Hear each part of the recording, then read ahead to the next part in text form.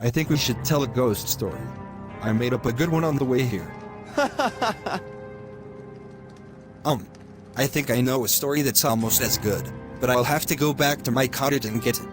Are you kidding me? I think it's better if I go first. Fine, but I'm going to my cottage. But wait, you're bringing me with you, right? Yeah, we're going. Barney and Carl walk up to their car and drive away. Meanwhile, at the second camp. Now then, David, what story do you have for us? Well, I think the thing that scared me the most was... No, not the story. I know all about your story, I just want to hear yours. The scary story. Like a ghost story? I got it. It's called The Living Gnomes. G and the rest's eyes widen, and they get really scared. No! Don't tell me it's about gnomes. They're those little people that live in trees.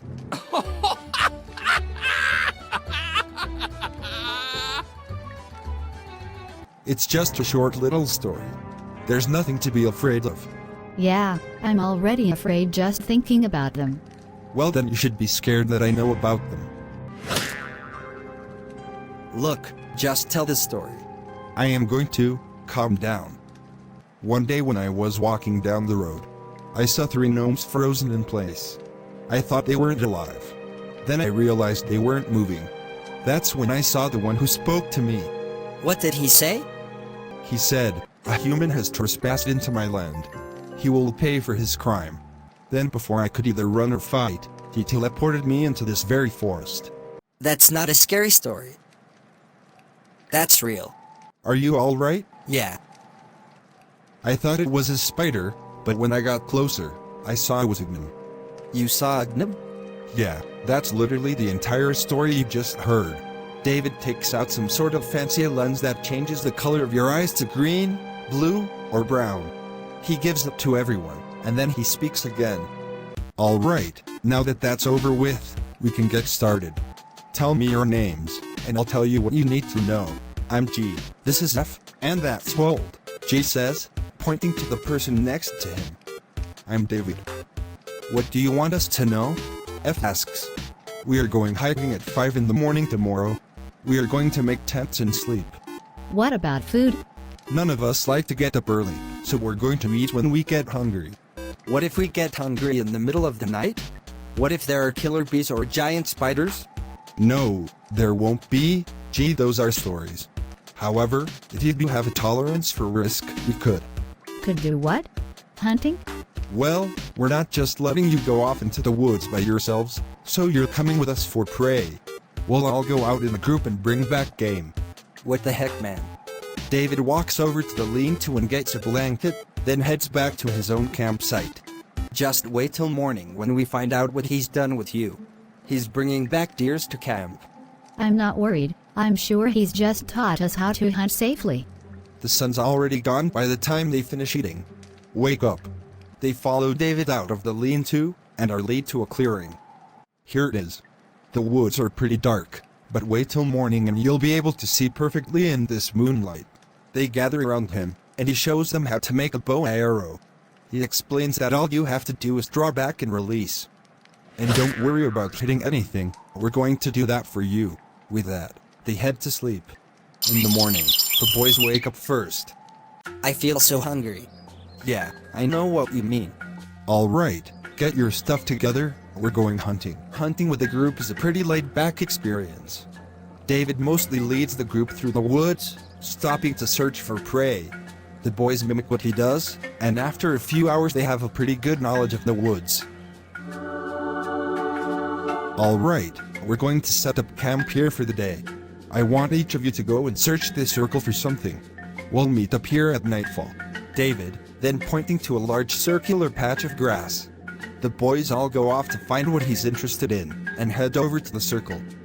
What do you think we're hunting? I'm thinking something small, like a rabbit or hare. I do not want to hurt a rabbit. G and Wold both laugh, and then make disgusted noises. Ah, I guess you've never eaten a bologna sandwich. What's a bologna?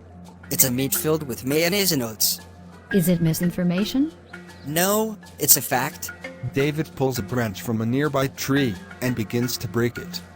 Alright, I want each of you to find one of these and bring it back here, he says, then handing out twigs. But they're so small. Just do it. In fact, there may be one right below you right now. David waits patiently while the boys go off to find prey. F, on the other hand, is finding twigs. What are you waiting for? I'm scared. I want to go home. It's not even lunchtime yet. I want to go back to camp. We're not there yet. Get searching or something. F goes over to a nearby stream and begins to peep at the various insects crawling around. I'm bored. Come on, Fletch. Get searching. After an hour, the boys come back with prey. David checks it and nods. All right, we'll eat in a few minutes. The boys begin to prepare their prey. It only takes another few minutes for the food to be ready. All right, I want the youngest to take watch. The other two can eat. F and G pull out their phones and begin playing games. What? I'm taking watch. You can eat. I'm not eating, you're eating. I'm too hungry to eat. Yes, you do. You're always hungry. No, I'm not. The two continue to bicker as David goes over the map with Wold to plan their next attack.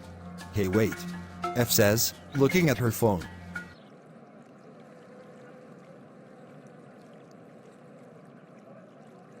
I don't know. I just found out about it on the map. Let's do it. We'll get our own food after we kill them. Yeah. Wait. I heard one of them walk. In fact, there's one standing right behind you. What? As quickly as the comment came, it's gone.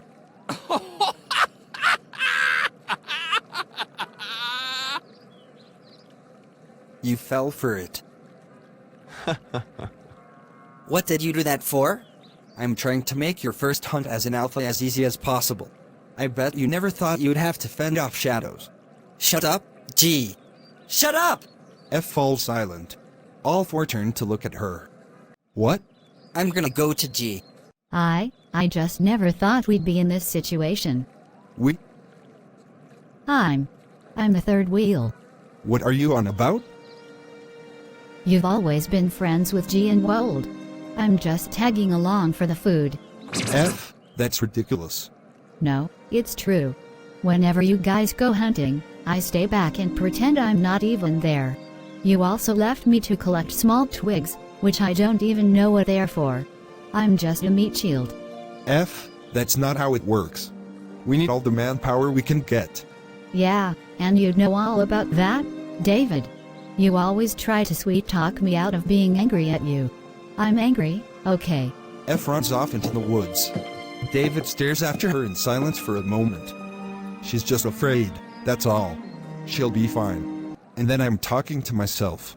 Where are these guys going? Where are they? David stands up and begins to head out into the woods. David, where are you going? I'm going to find her. What? You can't just push your way in. They're probably all in a big hunt like last time. You'll just get your head chopped off. Not literally, but it will hurt. You might also want to watch out for the shadows. It's also getting dark. Shadows? They're here? I have to try. Look, just go back to the camp and tell her what happened. She'll be fine, I'm sure of it. Fine, I'll do that. David makes his way back to the camp. He finds F sitting by herself in the middle of the second camp. Hey. Are you okay? I'm fine. You're acting weird. What's wrong? I saw a shadow moving from the other side, right over there. Did you kill it? No, David. Those things are fast. As they walk, the forest crumbles. I just sat here not knowing what to do. Let's get out of here now. Okay. Just let me get my stuff. David runs back to his tent and grabs his stuff. He comes back and puts it down next to F. Let's go. They could be here anytime, anywhere soon. They stand up and begin to walk out of the woods. As they do so, F grabs David's arm. What was that thing? What thing? The thing there. F says, pointing at a strange creature that's slowly walking out from the trees.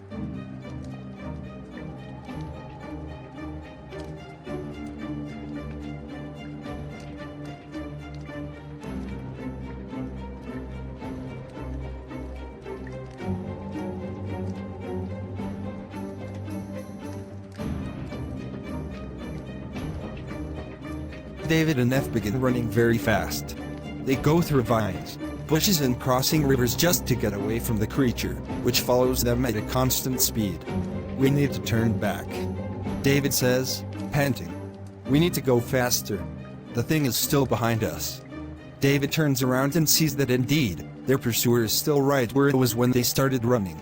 Oh no, David says, as the creature has already grabbed F and is now holding her in the air. David, we need to do something.